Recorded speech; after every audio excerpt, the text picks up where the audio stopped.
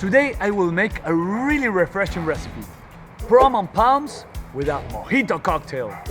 In a bowl we will add some palm hearts, some cooked prawns, some fresh avocado, a little bit of salt and pepper. We mix it all up and finish it with some lemon vinaigrette. For mojito, we'll start by smashing some fresh mint leaves. Then we will add 3/4 of lime juice, 3/4 of simple syrup, 2 ounces of rum. We add some ice and mix it all up. We serve it in our glass. For the final touch, some sparkling water. For our plating, we'll add some parsley vinaigrette, some red pepper, some ciboulette, and a fresh mint in the middle. If you ask me, this plate is a definition of perfection. Salute.